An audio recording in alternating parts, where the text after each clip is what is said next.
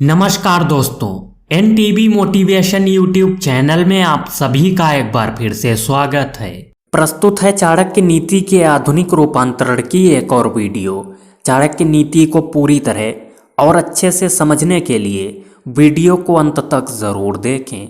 दोस्तों कृपया आप सबसे पहले तो इस वीडियो को लाइक कर दीजिए, क्योंकि बाद में आप लाइक करना भूल जाएंगे, इसलिए लाइक ज़रूर करें। अब चलिए शुरू करते हैं आज का वीडियो। दोस्तों, भारतीय संस्कृति में महिलाओं को पूज्य माना गया है, उन्हें सबसे उच्च सम्मान प्राप्त है। यही वजह है कि हमारे यहाँ कन्याओं के पूजन की परंपरा है। वैदिक व्यवस्था में धन का विभाग लक्ष्मी जी, विद्या का विभाग माता सरस्वती और शक्ति का विभाग माता महाकाली को दिया गया है। ये तो रही वेदों की बात। अब हम गरुड़ पुराण और सामुद्रिक शास्त्र की बात करें तो इनमें महिलाओं और गृहिणियों के अंगों के बारे में विस्तृत रूप से प्रकाश डाला गया है। हर महिला की अपनी एक खासियत होती है। उनका कौन सा लक्षण किस पुरुष के लिए बेहतर या भाग्य बदलने वाला होगा, इस सवाल का जवाब सामुद्रिक शास्त्र में मौजूद है। दोस्तों, इसमें महिलाओं के बालों से लेकर पैर के नाखून तक की स्थिति और उसका फल बताया गया है। इसमें महिलाओं के बड़े अंगों का भी अलग अलग फल बताया गया है। आइए आपको भी बताते हैं महिलाओं के कौन से बड़े अंग पति और परिवार के भाग्य बदलने वाले और शुभ कारक होते हैं। नंबर 1, लंबे और बड़े बाल। दोस्तों, शास्त्रों में वर्णित है कि लंबे बालों वाली महिलाएं पद्मिनी होती हैं, अर्थात उच्च कोटि की होती हैं। लंबे और रेशमी बाल शुभता और सौंदर्य का प्रतीक हैं। भगवती देवी का कोई भी चित्र या प्रतिमा देखें तो पाएंगे कि उनके बाल लंबे होते हैं। लंबे बालों वाली महिलाएं पति के लिए भाग्यशाली साबित होती हैं। नंबर 2, लंबी गर्दन। दोस्तों, सामुद्रिक शास्त्र में लंबी गर्दन वाली महिलाओं को मंगलकारी माना गया है। जिन महिलाओं की गर्दन लंबी होती है वो ऐश्वर्यशालिनी होती हैं। इनके पास संपूर्ण वैभव होता है। इनके रहते पति को कभी पैसों की कमी नहीं आती। नंबर 3, ऊंचा वक्ष स्थल। दोस्तों, सामुद्रिक शास्त्र और भविष्य पुराण में बताया गया है ऊंचे, सुडौल और बड़े वक्ष स्थल वाली स्त्रियां सौभाग्यशाली होती हैं। इनके सुडौल वक्ष स्थल धन, समृद्धि और सौभाग्य के प्रतीक हैं।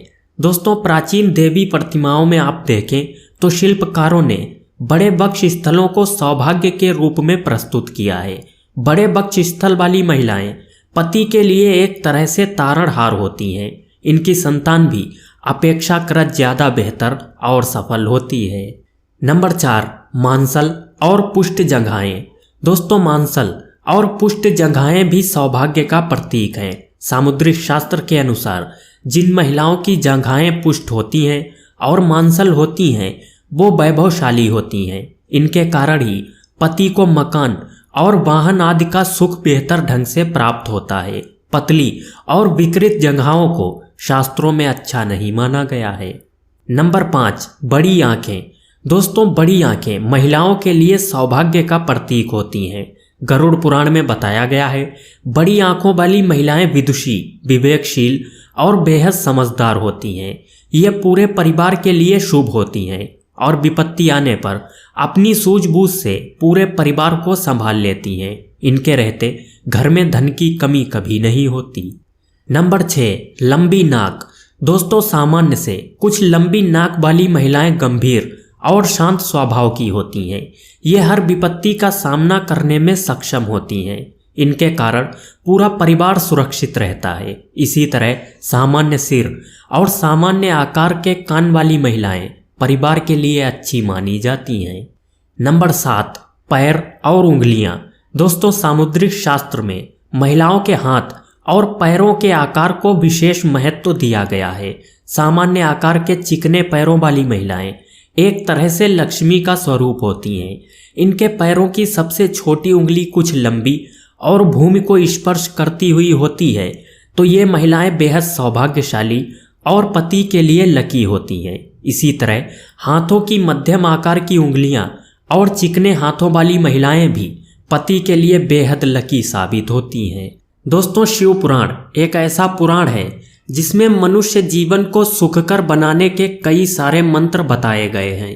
शिव पुराण में माता पार्वती और भगवान शिव के संवाद का सार भी बताया गया है। शिव पुराण में 5 ऐसे पापों का वर्णन मिलता है जो मनुष्य अनजाने में करता है और उसका दंड भुगतता है। दोस्तों, शिव पुराण के अनुसार मनुष्य को ऐसे पाप भूल से भी नहीं करने चाहिए। इन्हें करने से भगवान शिव की आपके ऊपर कभी कृपा नहीं होती और यही वजह है कि लोग अनजाने में ऐसे पाप कर जाते हैं और शिव जी की कृपा से वंचित रह जाते हैं। दोस्तों, कलयुग में धर्म का केवल 1/4 ही शेष बचा है, इसलिए मनुष्य पाप करता रहता है। लेकिन अगर आप भगवान में आस्था रखकर धर्म के पथ पर पूरी निष्ठा से चलते हैं तो ईश्वर को आप जल्दी पा सकते हैं। इसलिए आपको पाप रहित मनुष्य बनना होगा और पाप रहित मनुष्य बनना बड़ा ही सरल काम है। लेकिन अगर आप इस पर ध्यान दें तो आपसे अनजाने में भी कोई पाप नहीं होगा और ईश्वर की सहज कृपा आपको प्राप्त हो सकती है।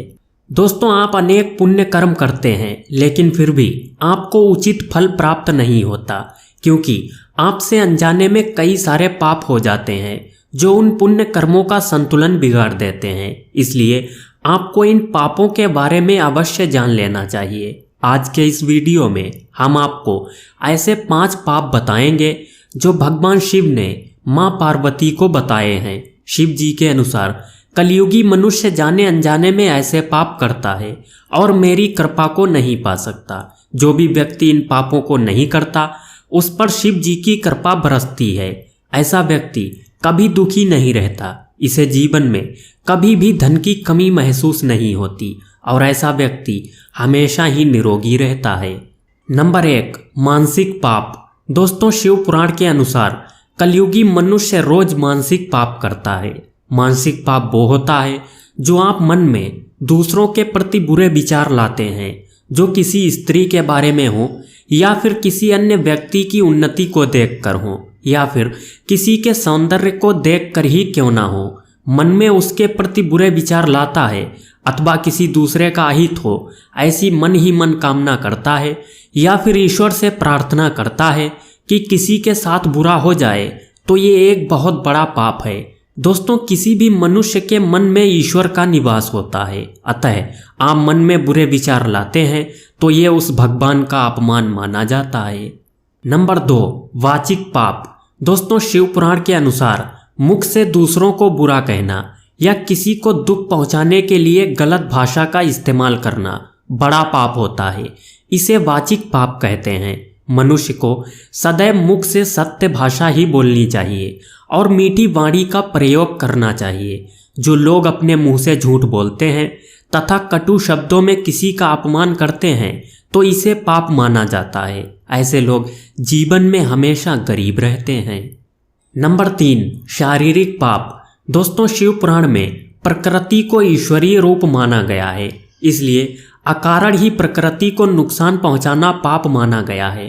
पेड़ पौधों को काटना, पशुओं की हत्या करना, ये सब शारीरिक पाप की श्रेणी में आते हैं। इसके अलावा भी पैरों के नीचे छोटे छोटे जीव जंतुओं को कुचलना एक पाप माना गया है। एक महात्मा पुरुष अपने कदम भी रखता है तो धरती माँ से क्षमा मांगता है, उसके आचरण से किसी भी प्राणी को कोई कष्ट नहीं होता। नंबर 4, निंदा करना। दोस्तों, शिव पुराण के अनुसार कलयुग के सबसे भयंकर पापों में से एक है निंदा करना। मनुष्य को भूल से भी किसी की निंदा नहीं करनी चाहिए।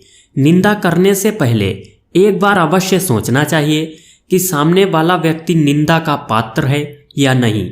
बड़े बुजुर्गों एवं गुरु और माता पिता की निंदा करना सबसे बड़ा पाप माना गया है, इसलिए भूल से भी किसी की निंदा ना करें।